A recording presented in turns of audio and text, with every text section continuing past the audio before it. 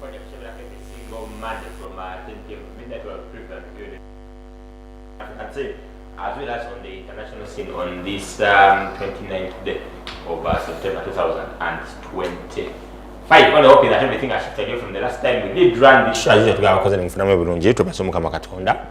Tumusaba tusako n'ebintu byakuba bitebigwaze n'abachafunye mu obuzibuzibu bera sio tumusaba temere kumpenda somoko obuzibu obwo tulivinga obulamu obuli better. The Podium on Fufa TV ne ku 102.1 for Farmer every single Monday we do preview and review beneath the world of motorsport, and you can as well join us on our various social media platforms for media services ku X, ku Instagram, ku TikTok, all those channels, of course Facebook also kubanga onafuna Fufa TV 102.1 for Farmer. Of course, no course the Fufa Media app you so kubanga olabira ku program eno bano kuliza ku 102.1 Fafama bano kuliza other subsequent programs zibira ku Fufa TV obane ku 102.1 Fufa Farmer is under the Fufa Media Services just kubanga osanga no Fufa Complex plot 879 Albert Cook Road Emengo kale zeke shomanza program eno nina Aaron Nsamba ne Joe Bro. It's been a while Joe kubanga ali wano Aaron tiyali last week twalinawo yes, tewali live net wali kuset byao kagamba naliwo ne alienzi yakulaba waliwo Lionse Nyange ne Anthony Mugamba, and we had a very good show. In fact, knows that to our history, we part of history twali live Entebbe International Airport African champions after the 6 years. That jinx yame kutuka Ashaf kazi waliyo nnyo tuwatusako live ali Katumba ne Yasin Nasa nga baba welcome FM na bakwa Reno Civil General Secretary Ajamed Gombe, Joshua Mayanja, Kiz Kaguru, FM yasitula abagabata abanene ebikonge ebyaniza Yasin Nasa wanene ali Katumba nga bava okubanga bawangula engule wale Tanzania naye twali live ndoza bena maso kubanga bufuna producer atukiza no kutukiza okubandi program eko sawa mukaga yaigire sawa musambu nenga tuli ngatugeza okwasaganya ka extra hour plus hour ba twali live kale kamba sema werenga ababuza kwa bagayi twerenga tutandikira njo abantu abatuliza mbaravuza nnyo amanya Jobulwa ndi musanyi 40 kunya kwa Kristo kudda on studio yafe okugera Jemuli Motorsport. Very happy, but every day tutakabanga. Ne always gotufuna akadde ne tufuna space yawo ne tujane tubala ko Jemuli. Nituwoga ku Motorsport betumanyi ne tugata ku byemumanyi. Eventually ne tuwumba amanga tufunyemu ekitufu. I congratulate Yasin, Team Well, Yasin and Ali Katumba on that momentous win.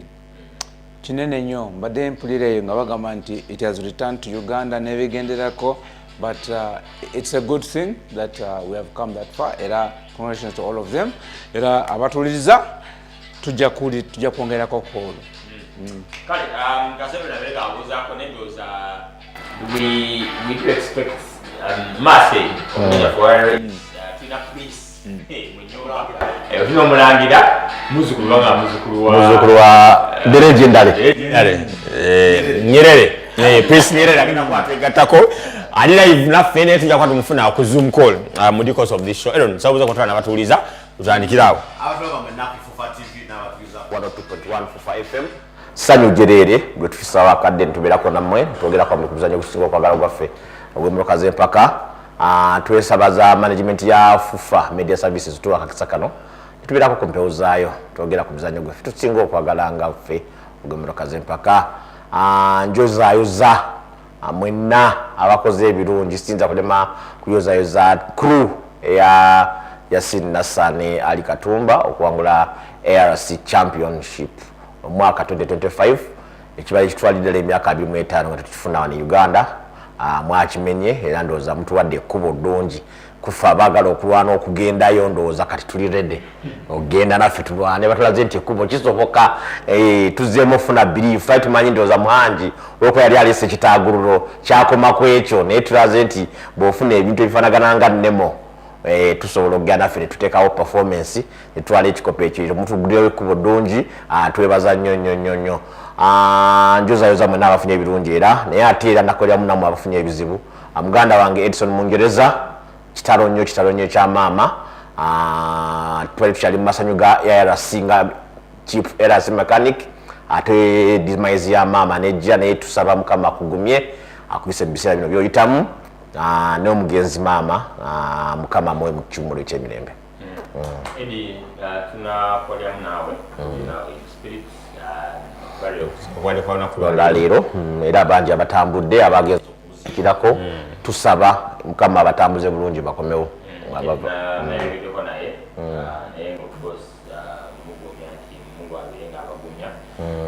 n'omugenzi tunaberenga muwa ekiwumula ekyemirembe Edison ndoza ekyo kyabaddewo kya Edison kyakyusiza even the programming of different because Yasin has been dominating, has been abada training and ennaku ezo tulina okuba nabo, but because of that we definitely have to push that mass and of course Edison tujja mufuna mass eyo nga noza getting over what kyayitamu kati with that experience twamufuna kuba nolumu n'agamba nti yatamya abantu ARC yagamba it's a logistical nightmare okufuna ARC naddala I think twamufuna tuva mu safari the first ARC of 2025 and okusina kubyannyonnyola mu sheeyo abangi baga ARC wata nakolamu ARC si yabayiribi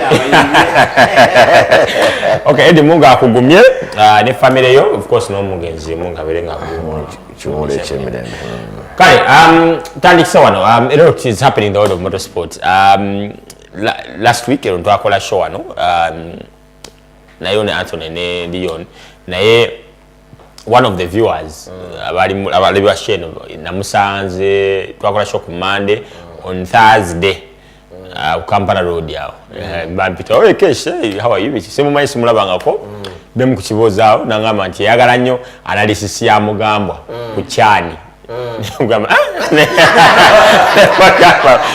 ku kyani mbu mugambwa yalinga mbu aleka asoma na courses zino farmer ko 114 aleka asoma ko farmer ko football administration management course level 1 because mugata inyako mu kirasi ne ngejana bidudula mu yalingo wa farmer ko but nati kane tu ya mugambwa olina njadi tu soli muko wange kambuyaga mugambwa jamweto ndera okay kale manti kadi ola tukoze kyo lero singafuna agamba ku Monday gaso otuka mu show ya lero neze gafuna mudiko si ya week naye Musa si naye we kick it off with CMC, they are launching the events, the Central Motor Club event here upon us, the Rajiv Memorial, Rajiv Rupali Memorial right 2025, 9th to 11th. Producer soto wakufana nyeyo, na yali wali ku Gogo bypass. Somewhere else. Like bracket. Panamera. Era baba kungamba nonya somewhere else in Uganda. Kalika with them. Nali impede. Tata nako kanduka Panamera. Then nali impede. Nali kanonyeza kwa polisi azoto wakufana nyeyo twali yo nga TV na 2.1 fafama. Tukamba linga launch eyo na yendo event eri upon us and 6 out of 7. I swing in which direction this time? Yache. You know. Hanzi bagambirawo era siza kulema kyogerako. Tuweza kubuusa maaso akulembedde championship n'omubuusa amaaso ekyali mikono gya Ronald Sebuguzi ekyali mikono gya Ronald Sebuguzi ne Anthony Mugambwa okujjako nga kikyuseemu naye nga bwe kikyali era bwe kikyali ssaawa zino tekirina kukyuka. I agree with you. Kubanga dakimaleta enolaba Yasin bw'atambudde yes abadde ngaawo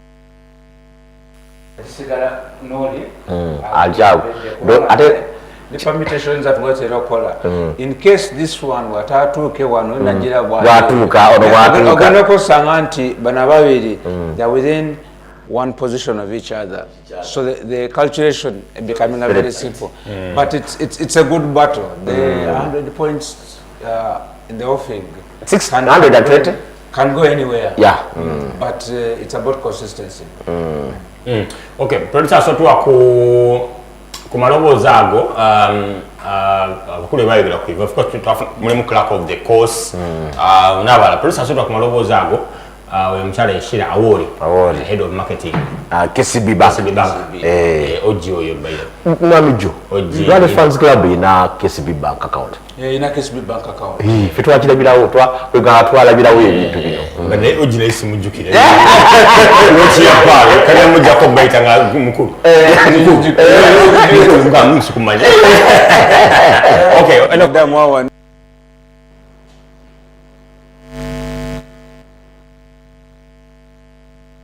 Been in Gulu as I think 2008 if I'm not mistaken. So when we identified Gulu, first of all, the nature of Gulu, we did realize as a club that the north is one area that has not really been tapped sports-wise.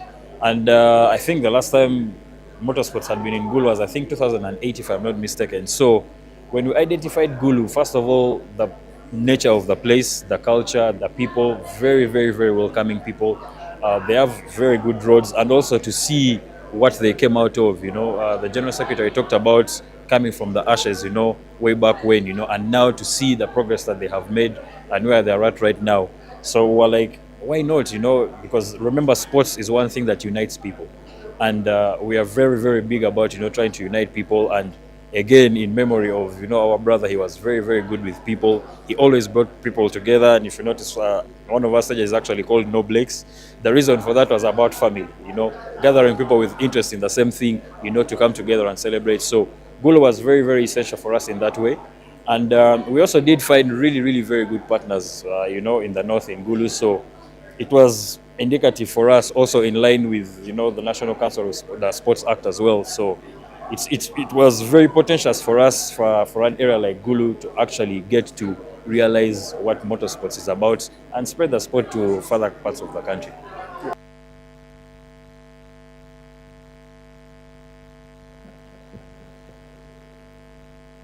I think we still have some space. Okay, yeah, that was very because run an event and has gone through the ranks, and he's one of those ones. You are said to call an event. I've had them cockpit, kati video as them organization of events, and he keeps switching, and there are very, very technical stages. Ringo no mukuru. Unonya chava umbuza wacho design the stage. You know, yeah, go out and enjoy. Umbuza reason why did he design such a stage? Go out and enjoy. So let's hope we enjoy ourselves in Gulu 9th up to 11th of. Wanaka watu kwa lembara ili kusonyiwe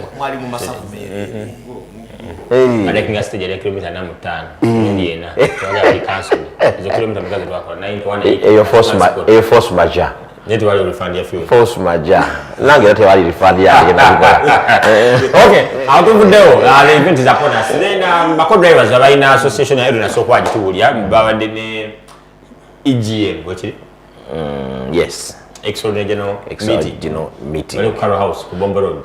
Twali yo katubifune error. Kibina kipya ekiguddewo ekyagulawo ekigatta abasomi ba map mu Uganda oba co-drivers mu Uganda ekiyitibwa ASMOCU. Twabadde ne EGM atugezaako handing out some of a few logistical and administrative issues ezirimu era ndoza twatadde efitafaali ddene nnyo kugenda maaso kw'ekibiina kino era nkiwa ti attendance ne commitment eragiddwa abo bamemba abasobodde okubaawo ejja tutwala maaso bulungi nnyo mu bintu ebimu bye twesinga okulwanirira ngaffe obanga abamu bajja kulowooza nti tutula mu mmotoka z'empaka badde manyi bizibu byebimu ebibasanga abavuzi naye ate ojja kwesanga nga abako-drivers tulina ebizibu ebyaffe bye tulina okwekolerako ngaffe before really nga tulina kutuuka noza ne mu cockpit oba nga tuli ne mu cockpit omwo. So ekibiina kino kigenda kubaawo okutugatta okutwongerako kubanga tufunye emizibu bingi nnyo nga ko-driver ono tamanyi kyakola ate ono tamanyi kusoma notisi ono tali committed. Naye ekibiina kino ngeri gye kizeemu kijja tuyamba nnyo ekisooka kya byonna okutuyigiriza tugattako ku knowledge gye tulina mu co-driving through seminars, refresher courses, bintu bye bityo, trainings eziri in offing ezigenda okuba nga ziri prepared kubanga already nga tulinawo name ya medical it coming up very soon era kubanga ejja so olabirira nti ekibiina kiriwo kutuyambira ddala bulungi nnyo ekibiina kino kyekimuntu okwegatta bintu bingi betulakinga ngaffe ba co-driver nyinza okubanga awo nga nze nga Aaron nina source ya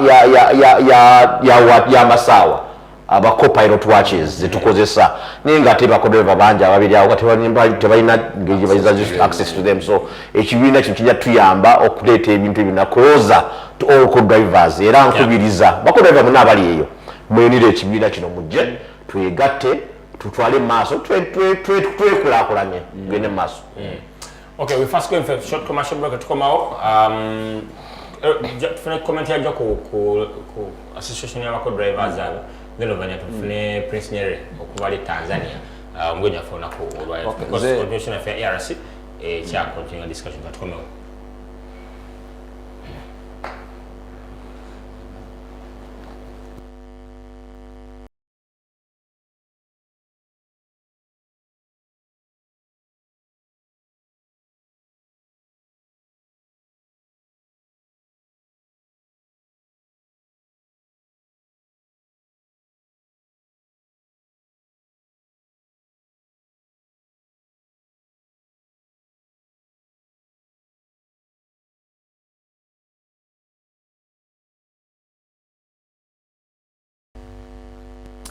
Alright, we'll be back from that short commercial break. It's the Podium. To be back every single Monday from 10 p.m. to midnight, where we preview and review everything out of motorsport, local scene, African scene, as well as on the international scene. Zekashmanza programming on this 29th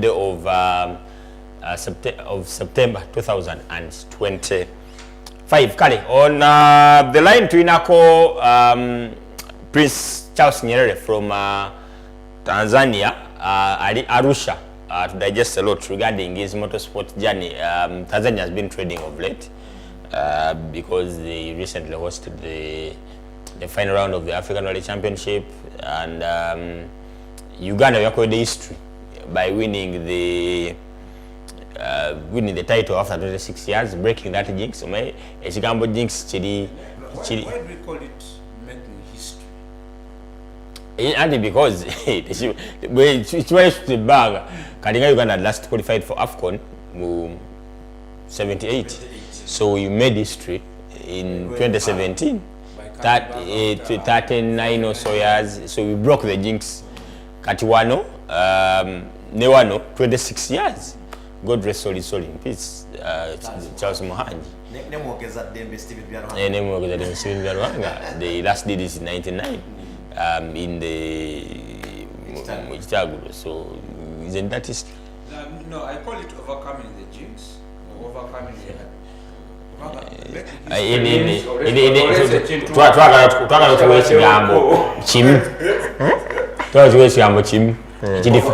we have overcome the jinx. Almost since then. Tubadena abantu participating and they fall short on a continuous basis. You can never take almost all the time. Kale producer ngamati Prince Nyerere ali set okuba tumufuna musheno. Okay, producer so to Prince Nyerere, then we pick it up from that. Because discussion of ARC wedenge komekereze what then of course to Jakuda. We have a lot to discuss. Okay, hello Prince, good evening.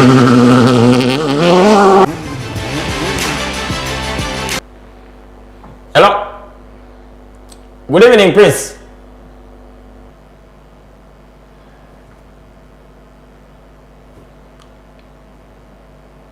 Hello.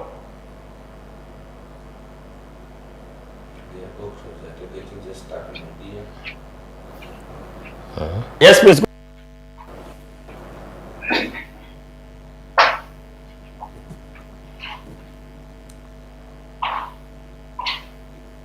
Hello.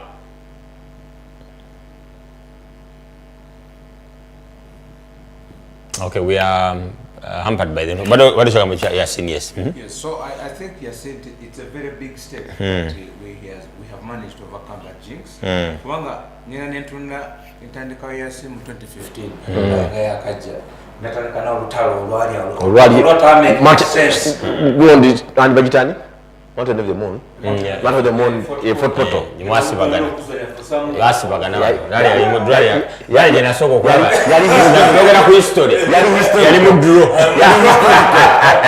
Historical rally, we are turning. No wonder I historical, no. Very historical rally. Artificial in a point, best time. Bad one. Try in a best time. Bad one in What are decisions you took on? To get the community. To get to call errors, they become known. Exactly. At Mukuru, Yasin Yatande come 2015, to now call error to deny him. Chirunji, competitors to their ground, and eventually they overcame that thing. Kachechimune, it is very straightforward. In case of a tie, there's a process you're supposed to follow. And process, you know, energy let's somehow. Yes, good evening, Prince.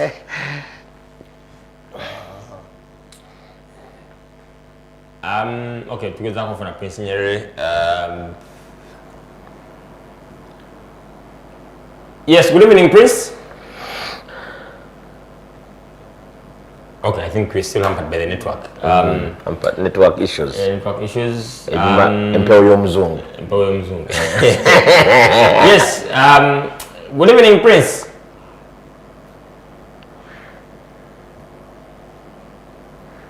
Okay, we are still hampered by the network.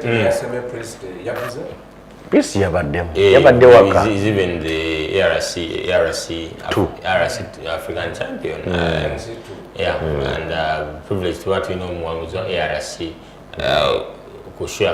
But I think you two get a man. Of course. The history I like with the Yasin is that he is the only team Uganda who has an ARC2 title and the main ARC. That one, for me, I call it historical resource. They have the ARC coming back, try to win the main contention win after 26 years. We have overcome that jigs, but again. But it's good. Following history, yainam some consistency, yainam some discipline, yainam some plan. After starting, I have a dream. The umuntu mwenye chitiwanga aina focus jagenderako and he works towards achieving it. And I think yatambula bulungi okwassemblinga ne team yeyo okutuka wali. As they say, after a few trials, you get the magic combination. And I think the magic combination landed in Ali Katumba and Yasin. Then lately they brought on, I think, Kamya. Kamya is also a very good manager person, and their managerial approach na yechukam. And they've done quite a, it's very expensive, but it's been quite a journey, and at the end of the day, bwafuna title tumusanyukira ko nnyo era ne tumuyuza in a very, very big way. And we were trying to get Prince Nyeri wano on kumpeo na endo za sila mbele network. So tukole mbo tikatono nnyo, then tulabe tukomeo.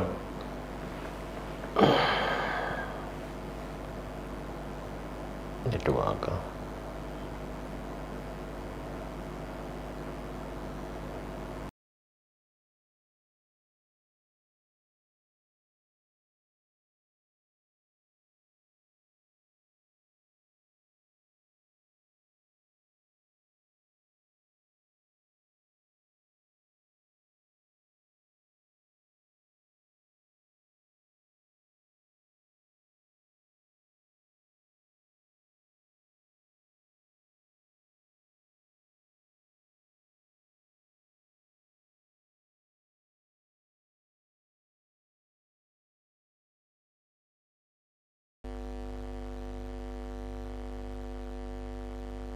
Well, coming back from that short commercial break, it's a Podium talk every single Monday from 10 p.m. to midnight, where we preview and review in the world of motorsport. We're having Prince Nyeri on the line. Of course, we've been hampered by the technical glitches, but good enough so dokubanga to sorting. So we are good to go. Okay, producer Prince Nyeri from Arusha, Tanzania. Tuberenga Tanikao. Hello, good evening, Prince, and how are you?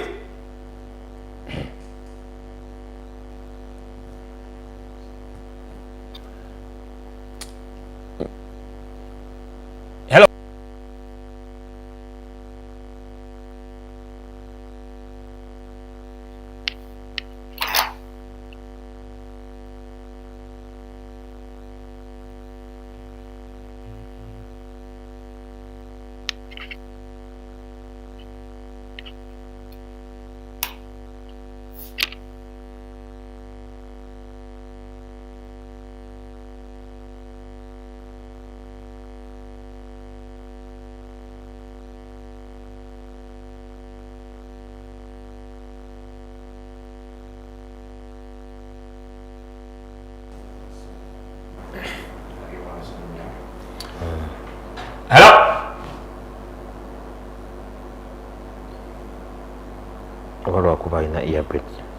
Hello.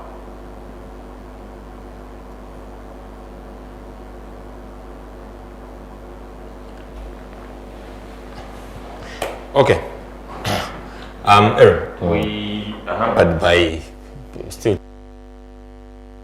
going for a short commercial break. When we get back, hopefully you want to sort it, then we pick it up from there.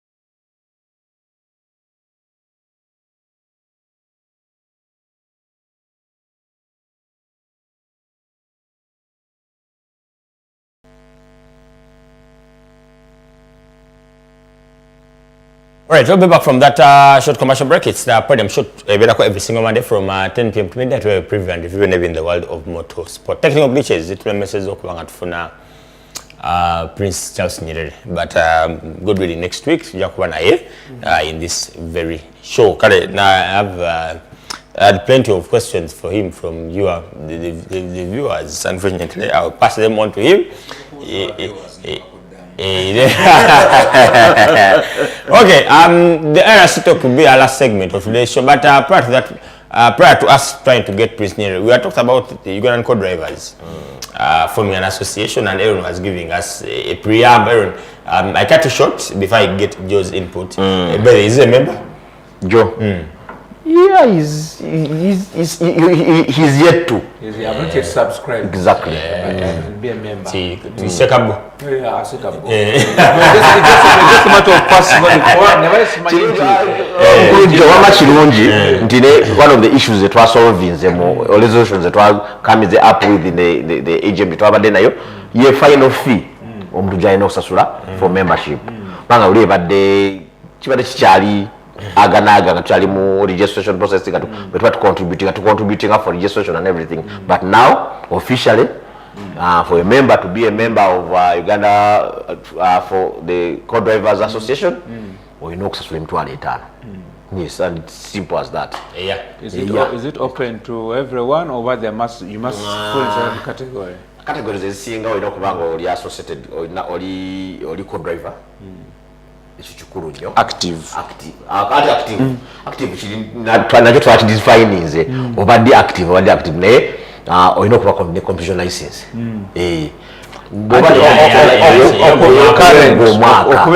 Okubeera active, you must have a current competition license. Kubanga wone current competition license meaning anytime tujja kuwa assurance nti oli active otulamulaaleka nze situdde mulaaleka omwaka gonna. They are taking a license. Not always in one-day licenses. I don't know it is all about. I'll give an example. We event yesterday, fundraising our tender. Co-driver has made the man solo. You have to one day. Yeah, you have to. I've to stage here. I've necked up to just so we know Kubango just affiliated to a club. Okay. Then we have a club. Both one-day license steady cape.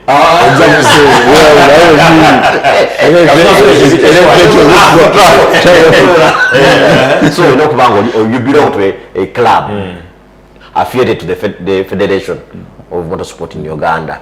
Then normally you get your license. Umala go license, go one day go tambula bukolokolo, go gende wa treasuranga umutekayo ekizike kyaffe. Tukuwa probation. Ate nayo ya mwaka mulamba tumala gatambula tulina okustadinga omwaka mulamba nga tugadde ne mentor. Actually never mentors babiri abakulabirira abakulaba obuntu. I am actually trying to get it also. Asa jota chali tabade category ya mopia abape batu ba membership kati jo ajja kuba kati sawa zino bwali tali member ayinza okuba ali associate waliwo gwe bayita full member yona ali active wakutukiza emisoso gyonna naye waliwo Joe abale tali mu cockpit for the last 5 years atudde wabbali naye nga waali motorsport ayagala kujja kuddamu kujoyininga muzannyo atukiriza biri emisoso ayasobola okujja okuyingira. This membership is for the new people. Tulina ba new drivers abaana abato abali mu CRS abali mu autocross abo abalina okuyingira so abali autocross mainly autocross mainly but mainly CRS ni Dangani Katumba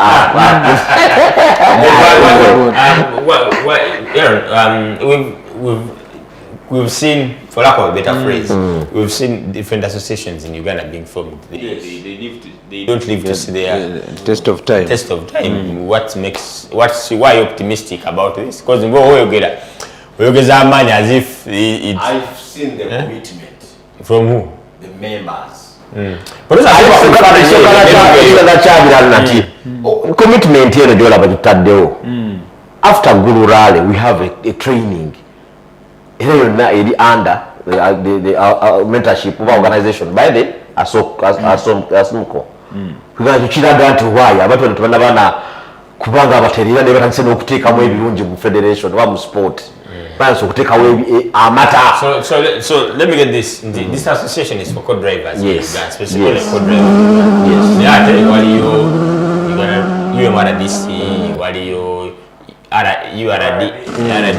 kituufu nnyo. Then the two wheelers also had their own as well. Nga bwe nagambye nga ntandika nti ebizibu ebisangibwa ba co-driver si byebimu. It's a different ball game altogether. Co-driver ekisooka kya byonna nti ebibye olw'okuba nti mu motoka eno by the way co-driver nti ayitibwa buyitibwa kutula mu motoka eno. Kati kiba kirungi nnyo co-driver atuuka okuyitibwa mu motoka eno nga atuukiridde nkoze ekigambo okutuukirira naye okutuukirirawo n'akufuna otya nga tolina akutereeza nga tolina akutereeza tolina akumentaringa talina so kino kitaddewo ASMOCU eno kugezaako kulaba nga abamemba baayo babangulwa kankoze ebigambo ebituufu ng'ebyo babangulwa bulungi babeeredde to the time nti oli waddira ng'anoonya co-driver ate tetudda mu kulwaninga up and down ate n'akutukira bulungi ate abadde akyabulamu oba atipa ne banno bonna abasinga emergency medical support training. Exactly. Association of egenda okubaawo gye tutte plannings okuteekawo because immediately 1 week after the Gulu Rally. Yes. Yabaddewo ndio gondi Training yabaddewo eno EGM ndabe wali kagonde ka training it's next weekend after Gulu. Before I make a comment, I'll just kontangazamu katono. Joyce probationary period. Eyomako gumu. Muba mu evaluating a change that year to put someone on probation. Then therefore, abayi nakutukiriza chimugament now you have passed probation. And after past probation, what does that mean? Ngaba nkugambye nti for precautionary measures omuno tumutekawo omwaka gumu tulabe commitment ye towards the association. Okay. Yes. Commitment then ne mentorship eno kwanga oweebwa aba mentor babiri abagenda okongera nga bakutraininga mu mitino twagala tukenga bwe twakwangaze kuwa ofuuse full member of the association nga bogendewo oba kuyite Tanzania nti twagalayo co-driver twagalayo ajja tuyambeko eno nga bogendeeyo oba na proud nnyo genda nti kangende ntikire ngende mvuge naye nga amaanyi goyina nti ASMOCU engeri gye yantrainingamu nsobola handling anything that is thrown to me. So ye probation tuvola tugikola nnyo ku ba newcomers waliwo omuntu nga Joe returning after 5 years oba 5 oba kati no members ali agwawa achali kasaza aba associate yaliwo nti asobola kuba part of us naye okuba talina license for the last 6 or 5 years aizo tukwatagana naye nti aliawo ku fringes za association naye nga tali fule gundi ya member wa nanga kizibo kusasula membership. Yes. Mwalimu Kenya HR association, to me it makes sense. Nachogera kuva that it helps a lot competitors one way the other basobola okufuna association yaabwe bweddobozi erimu okupushing issues over genders as specific to them. Kati wabadde wageddekera nti wabaddewo UMRDC, URD. Yes, UMRDC yaliwo as an association for drivers. Kati yafunamu obuzibu in 2013 ne disappearing. Kati wabaddewo revival under URDA. It brings drivers together. But prior to URDA, mwabaddemu other small ones which were starting, two-wheel drive association, ASMOCU has come up. In my view, these are all good and necessary associations. Kubanga kasita mubanga musobola kwatagana mundowoza and interests zezimu musobola kugenda maso. And the only issue is that it is those interests and focuses esobola bagata. Kubanga motorsport by nature, no two people can ever be equal in motorsport. Whether you are co-drivers or drivers, you can never be equal. Nechibagata mateka nokubera nti chichi twagala okwachivinga at the end of the day. Katbo listening to Aaron nateka chentegeddemu there's objectives ezimu. Yes. Follow training, waliwo off air toyogeddeko, sourcing for equipment, making it affordable for people, and then mentoring. These are very, very good things. I don't want to joke yamba. I have accidentally come across different onboards by different crews, and I can see so many mistakes, so many errors that crews make in the cockpits. Abamu badembe ebuzaako babadenga bakwata ekintu oli anyonyola bwati oli nanyonyola bwati nenga tebategedde lwaki. There's a competitor, a driver, namubuuza something about his grading of corners and things like that.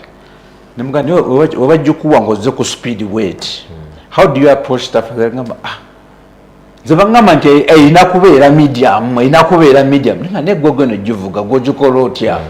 Akanze bani tetekanya. So those aspects make a bit of a difference.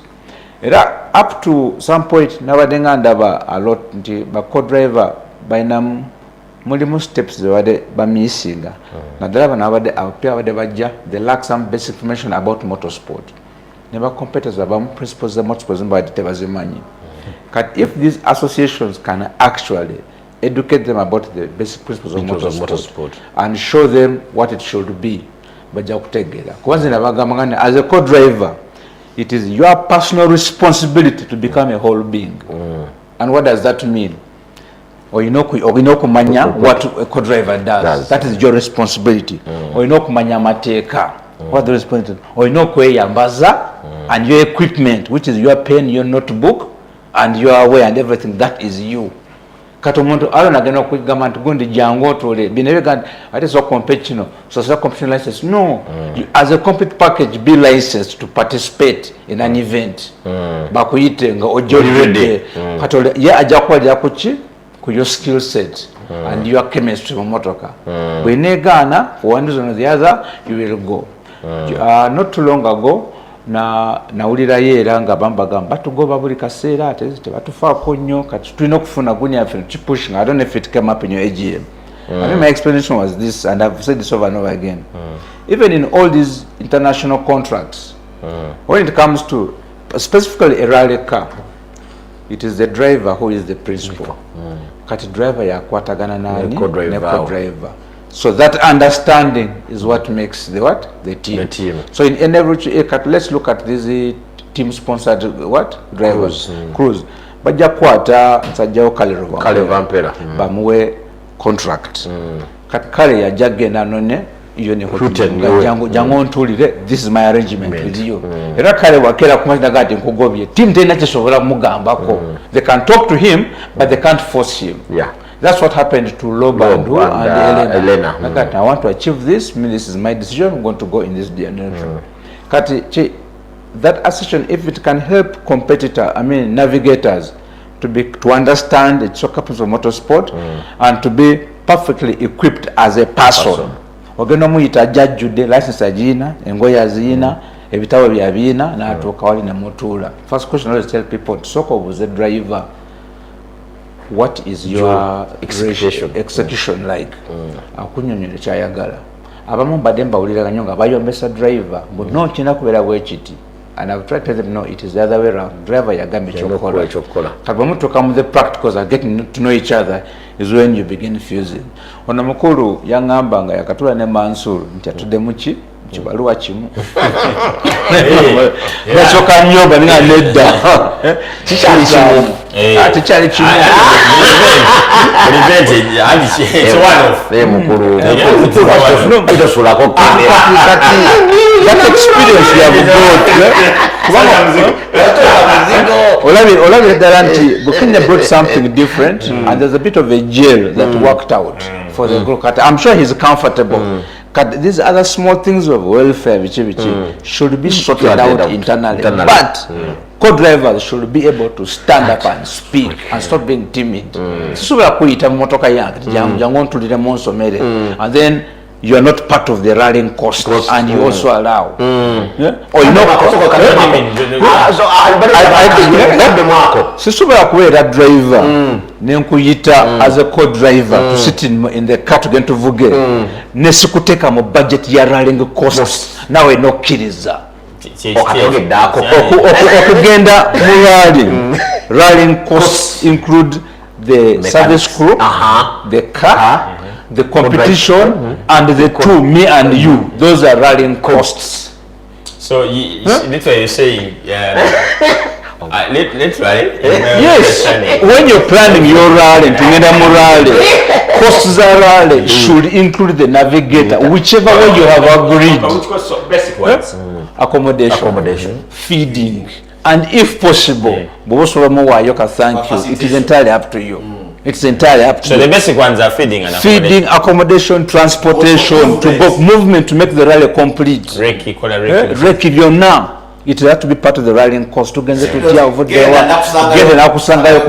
no. Unless Memusazewo on your own, but don't make it a requirement. Add the same kind of view that is another driver. Yenga attach it over the other way around. Driver meets the cost of the car, doesn't trade, works on the car. A lot of cost drivers are meeting to take a more start line. So we got that cost as Joe is putting it. What do you achieve it? No, they reported the special driver because that question was again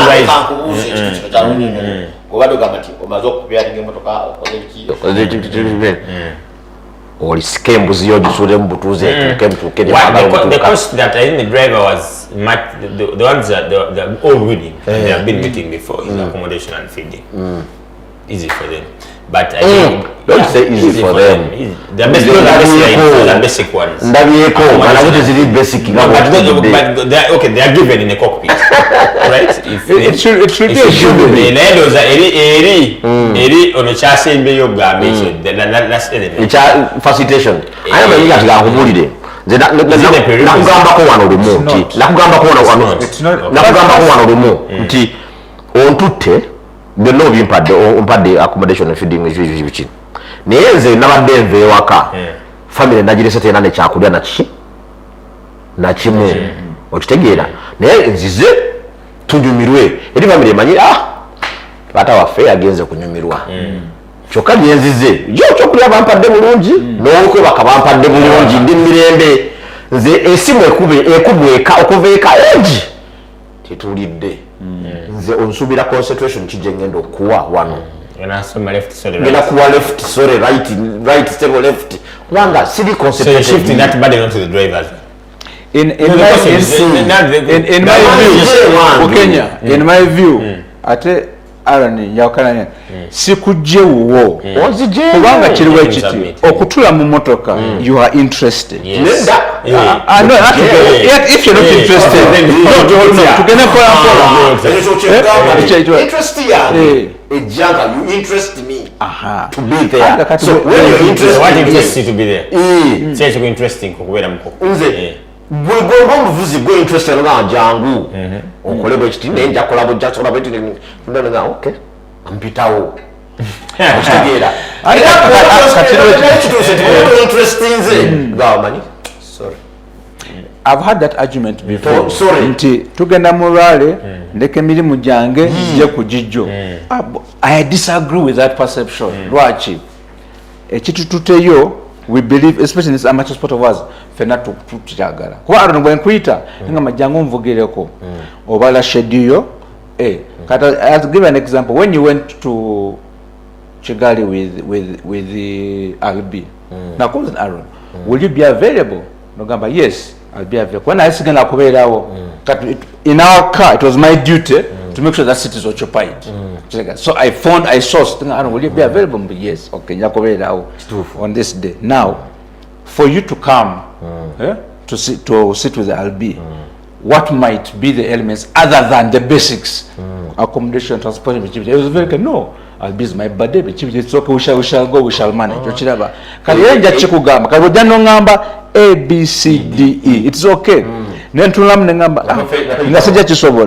It is only proper. I tell you, and we discuss. Yes.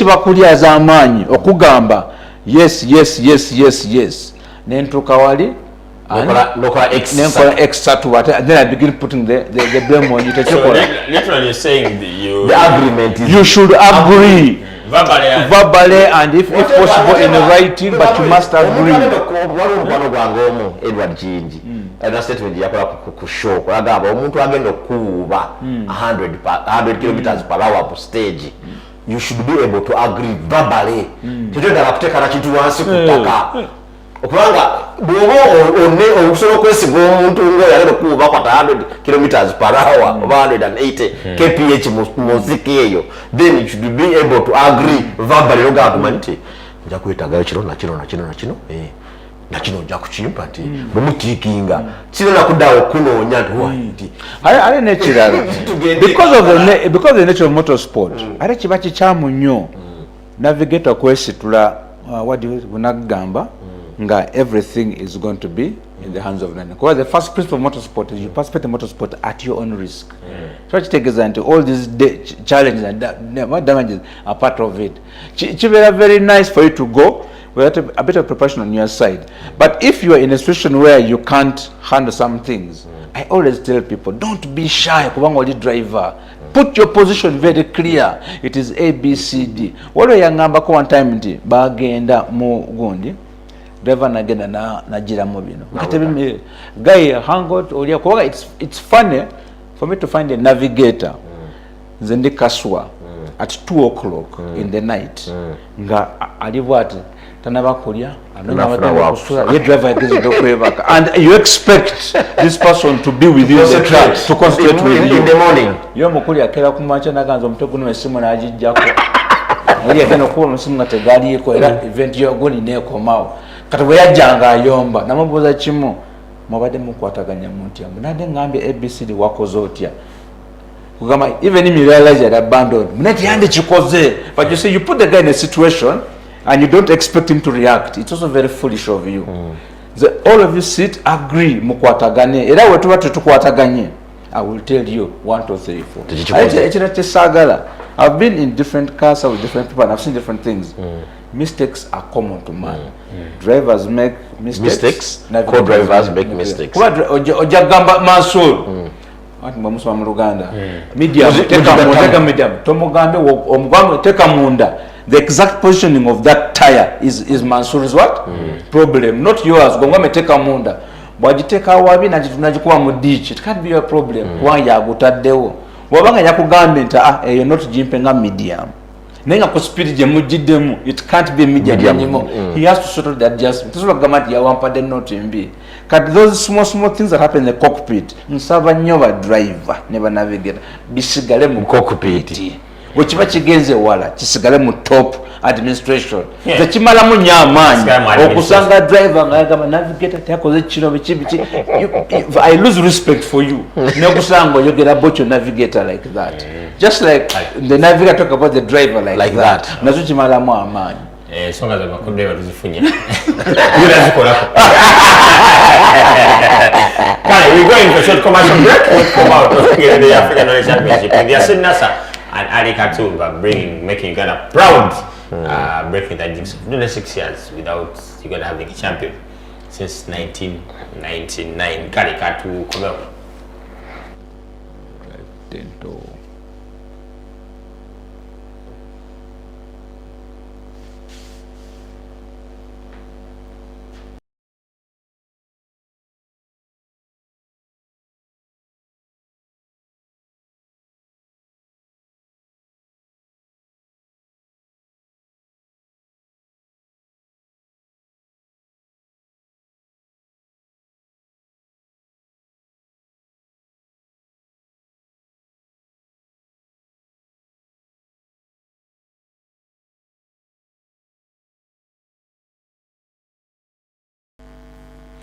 All right, let me short commercial break. The co-driver talk does continue off air.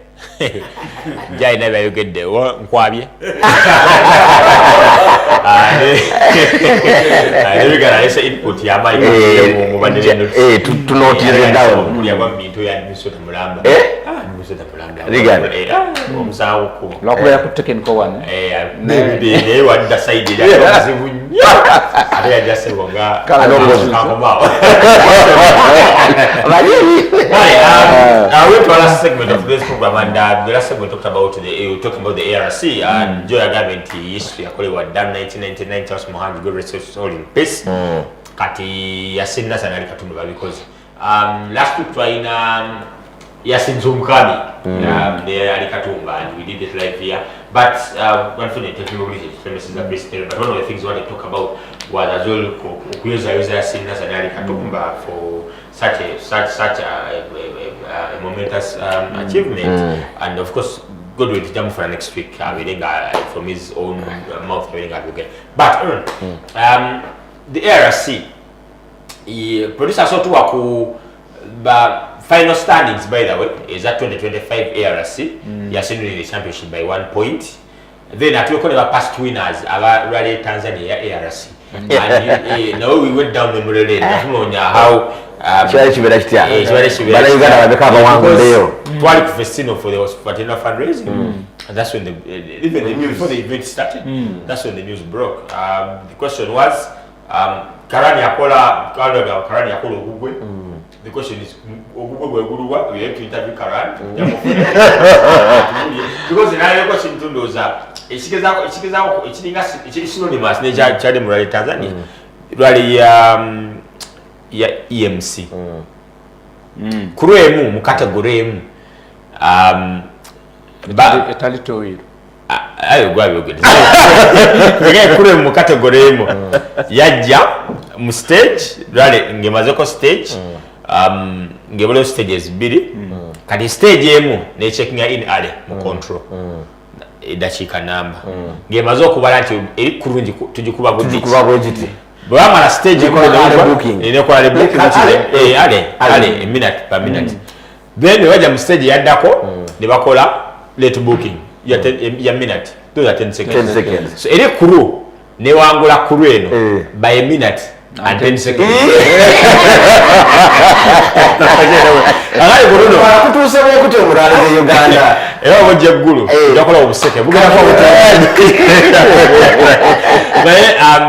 Uganda. I mean, for Yasin to win the championship, you needed Karan to win that rally. The child Karan for starters, engeri jari yazemu kubanga tukira ya missing because ya Rwanda he missed Burundi akayuba akaleta narabanga ku Instagram ye ku Facebook ngaga yetondera abawagizi tagenda sobola kuvuga rally bageza ko pushinga n'ekiganye ni Tanzania jali tona baka Tanzania asimbula kati nga amaze no kola test Usef nagamba oguli muno gufumbe mpafu kofika tuke Tanzania tambo negwa naye echali nti by him winning the rally, it somehow isn't on the burden on Yasin because somehow it did. Ekibale kyakyo tubuusa amaaso ekya power stage nti Karani yalina kukola byombi kuwangula rally n'okuwangula power stage obundi gumu kubanga vola abakuwangula power stage it have been a ball game Definitely, change. bakikyukamu. Otegeera kubanga ajja kuba atutta akabonero akamu ako, meaning is tying with Yasin mu kyokuna first stage gy'abaakoze, and butudda mu item eri ani awangudde event nyingi Vora aba ali waggulu. So kiraddala nti okubala calculator zaali emmanga awo era yalina ennene za yabala nnyo tolako eno ono abayingize ono abayingize ali nawadde mpuliriza ali ku one of the show ng'agamba nti obuzibu itinerary yali so tight atoyinza nakutuula wansi oba alemu ne munno nti waayi mutukubire mu dakiika second stage eddako olanga baba nti yalingira batukanga bavanga mu stage esooka before you know tuka ku stage eyokubiri nga baga mwambale obudde muyingira, meaning muyingirira they are running car number 4 road bagenda okuyingira nga Vora yagenze dda nga lundi ali mu kutandika kubanga Vora yali overnight leader okitegeera nga bagenze karani ali mu bato za kuyingira kugenda olabirira nga time teyaliwo era kati our technical management yo okubanga following everything eri mu service plan or following everything awe kuyambira nalaba that event and I saw the stacks were against Yasin from the word go. Era I was very happy when he said nendo za yachiraba nagama let me drive my rally without any pressure, without any, which was the best thing he did. Kubanga ya pushing a yes nenga yavuga rally stage ku stage midway wewe nagama nti no Yasin has to improve by a position ave muchokutana de muchokuna. When that happened his chances improved kubanga the main thing was either kuwangula Vora oba okubeera directly the behind Vora. That was the element. Now if you look at the competition against those people, it was almost not entirely possible. So he had to push a position, maintain a position. So when he got his element to fourth, and then Karan also woke up on the right side of the bed. Now wangula gundi Sunday now he's leading. It made the calculation very good for this guy. But either way, they say what chance favors the prepared ones. It was a good battle. It was a good fight. It was very, very intense, and it worked for him. So you cannot say that he didn't deserve it. Kubanga he has flexed for it. It has that particular good Nanja following online. Everybody needs to win. Secondly, I call it the Kenyan derby. I was still playing out from from Safari to Pal, then to Rwanda, then it skipped Burundi because so it had to. They have to happen in Tanzania. You never know what we were. You're so chipping and saying I can't be there. It will work for me, and it did. Very happy that people have learned to do these calculations. Because Navira Ganyo Madabarasi, again, I call deliberate penalty. To arrive at exactly how many minutes penalty you need. I give that person points. When that guy did, it's very good. Looking at producer sotu championship standings ezo ngeza komi ngizamaliriza then atokona kuba past winners otandise kuva mwaka Tanzania producer njaba tu Tanzania rally ARC naye you oizo gamati for championship obaji wangula. It's I've seen people winning championships ejabuz luck tandika now sabujja now because there are some scares by the way because abantu bona wangude championships somehow mbera mu scares in a stage over in a rally bana mna kata give an example. This year position Wakataka has won 4 out of 5 rallies. Yangula Mbarara, Nangula Masaka, Navamu Pal, entirely 0 points. 0 points. Nawangula Jinja Kayunga, Yangula Fort. She's won 4 out of 5. The person who is leading the championship, Sebuguzi, is not won a single rally. But he has been at consistent. He's not even dropped out in a single rally. Right? Nato Yawangu Denya, I drop his out number at a Wakubidi. Right? A Wafi, a motor drive. We have 5 different winners for the 5 events. NRC 1 was won by Chirumira and Monica Birinyo. NRC 2 was won by Haji Senyonjo. Yeah, Haji Senyonjo ni Charles Roa. Kokuvoro lubwata danga. Chigala agamba lewali sutajoza chikopa etwala mu safety deposit box in one of the banks. Avimba nyo. NRC3 ne mujiwangula. Ne mujiwangula. What it? Overall sidara mujambala.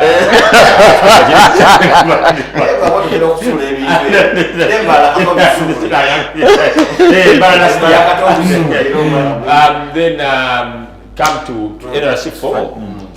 Jinja Waterwa dominated from morning to evening. The last event Mukaru. So very interested to see who is going to win the NRC5. That trajectory, different winners. You have two events. Wasn't one an event this year?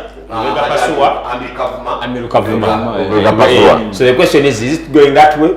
Can't we just need to watch? Dr. Nserekayizo kujja nateka waka amani. Then MCRC abali Nserekayizo. They have very good times mu rally ye Jinja. They unfortunately bavamu. I think he posted the second best time in the first stage. Chimwe ajiwangula I think was only 1 second ahead by ku Dr. Nsero. So championships ziberako ne no day ya Susan Jawanga mu 2018. Zine byazo. One of those ones that kumva mbongono Just Manga 2016 where Ali was in the championship and Yana Singa Just I think 96 points. The only option Just Jaino Kwanga championship was to win Wangula Rally. And Just came and did that superbly from the super special stage mu agricultural shop ground. We are covering the second 21 seconds. Najja mu dead tunoza ekiwalo kyabalu kya ekituufu tugende tuwangule rally tumwe message 10 tumwe message 10 afuna 80 afuna for the 2 points twala ebikopo leta afuna 0 points ali mu stage ya soka na teka kwa Louis Corner and they sabu sakaliso they so proclaimed rally driver. So championship we are going and the RC seen Safari, of course, very yaina memories as Stalin Nunji.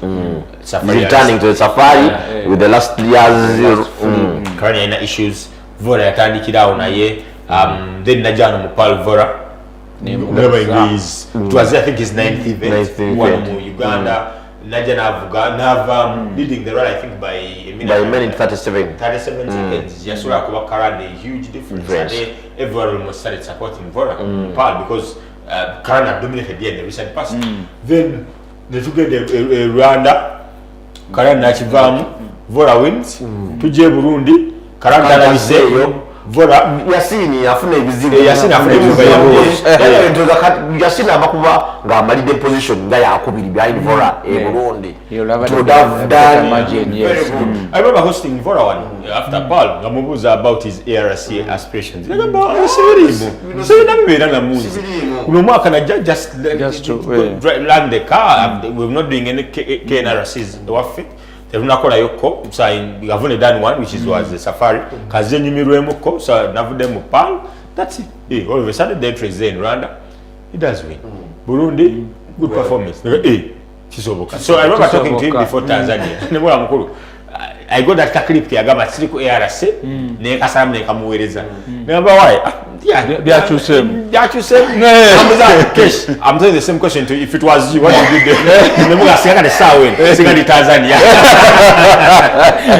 And that is how championships are. So I think if it's you, really, like you just said, luck makes every fan. No, in my view, like for Vora, I've got my car. Let me drive as many events as possible and to learn the terrain, to learn the car, improve my performance, to do 1, 2, 3, 4. Actually, it took me a while to realize that Vora has just started. But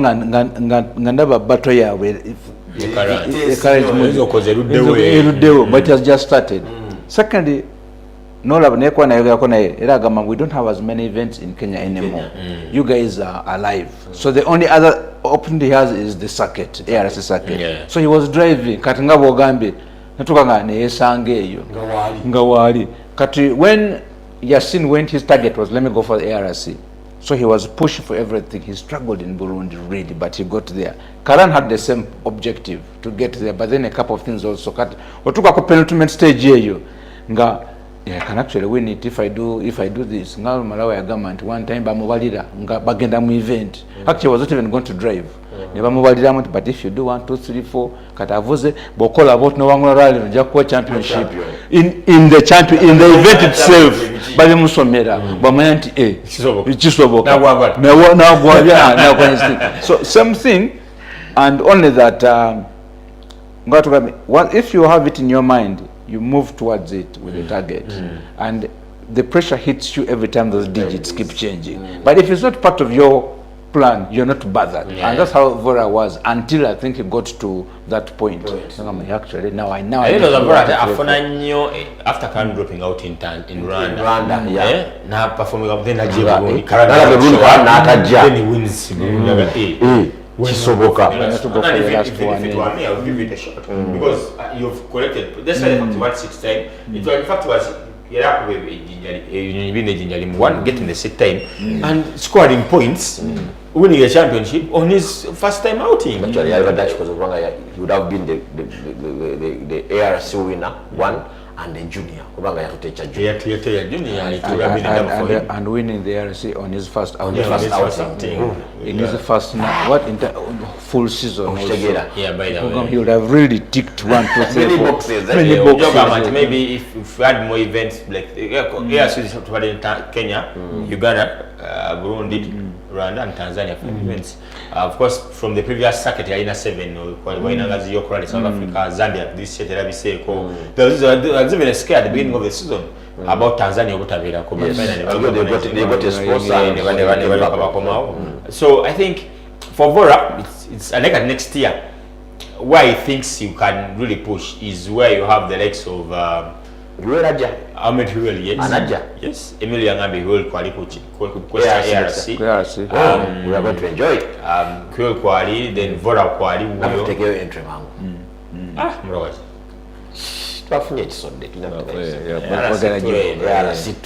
But Kamboze. So Kamboze.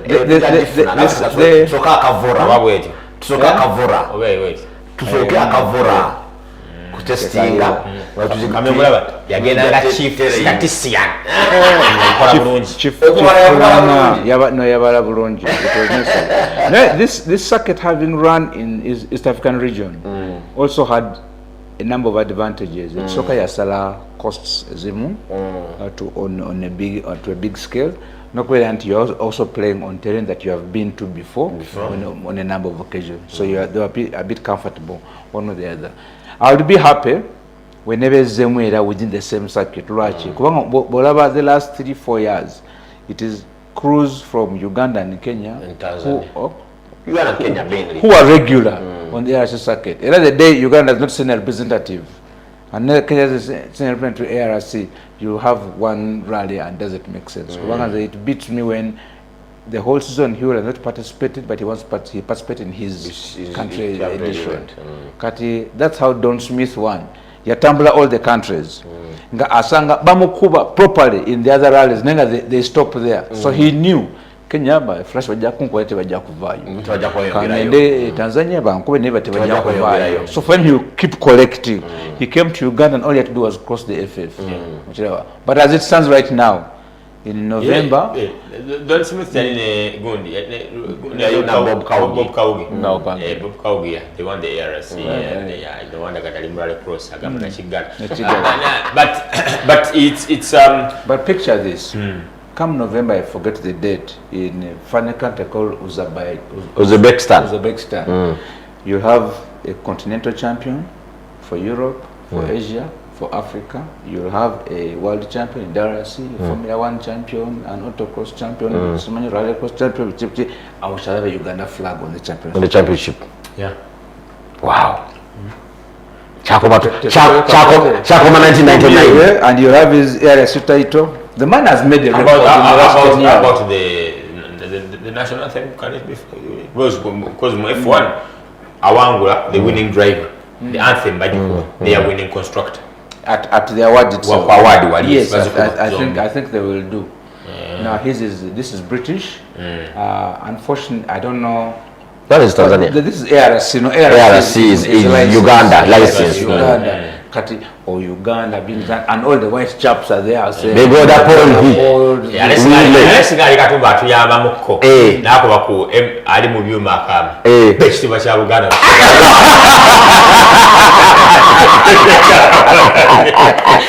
Ne bashitwala. Kale, producer abantu winners of the ARC. Rally of Tanzania. 2025 Pacific Canada was over to Sizamuko. Manville 2017. Our body is such Gidiringana and Deep Sing Badi, you know, Onoani, Sani.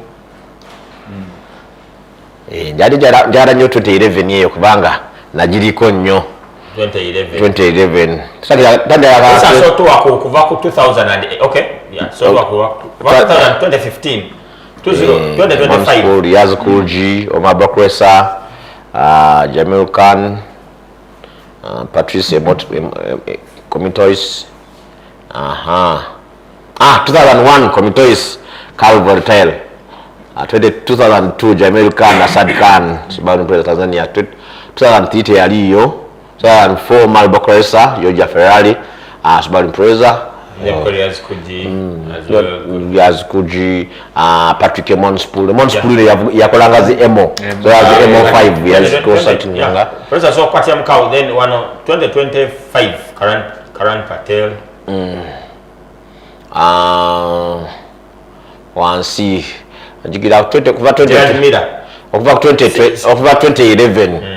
I was watching all those events 2011 2020 12 2013 2011 Gilles Ranaivero mujukiro yo yale mutemenye yagwa mu rubiri then Muhammad Issa 2012 unasingsenye Bepsi Hoka White yes Patrick Menosport yakolanga ZMO Saidi yakola na motoka ya Suzanne Suzanne yava Pro Drive ZMO zinozora aba MO11 MO7 MO ya Shafik semjua hawo Patrick Monspool yazikolanga oyo just banga tayina yo event endala etali gundi etali 2024 Tanzania ya ARC ya wangu ya mchisode but what the championship points Yasin 135 by a point Samuel Voa 134 Nikhil Shakanya 27 points then Karl Patel 70 points ARC 3 ya tute NRC 3 yes after NRC 3 naba ne podium ARC 1 yes then Prince Nyerere ya tute NRC 2 ARC 2 yes then Samuel Vola ya tute junior championship second overall ko ARC then Yasin natwala overall tayagala kumanya bilala yabibawadde musheyaji ng'ebirala naye ne alikatumba champion alikatumba African ate ne wamuti omukisa jijja wa ekisontobe kyaleero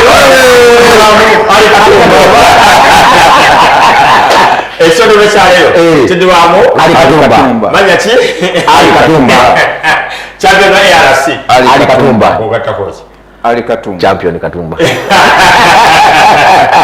Kali, that's all we want for you guys. We're just going to get back next week. My name is that of Motorsport. I'm out for Prince Nyerere. It's very good reading. So let's hope that the technical glitches is hampering. But of course, it has been a very good discussion. Nile whatever they to GCSM ko era so do kwange tamanya ja kwatu experience ye. By the way, the Prince Nyerere kati yakawangula. Last year yali won by Hamza Anwar. Yes. By whisker. He almost won it. And the Gundi, last year Mukula yali closest. RC2. Then he actually 23. Prince Nyerere and Hamza Anwar, Innocent Bwamiki. katono so Just Mangati. Panther. He picked the experience. Era kati leero bwe mbanga nagenda kuvuga Zambia omuntu gesobola okwebuzaako wa muzalwanga ne tugenda kikola tutepe eyo kubanga they got it first hand. I know how it does move. Naye bwera bidete yali yange Mpozi John Costa. nakuda omwezi byonna Bob Roberts. ate motoka ina record ya draw in rally.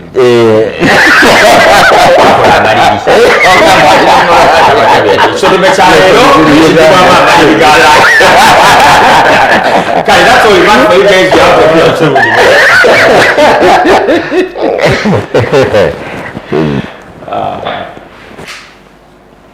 That's interesting.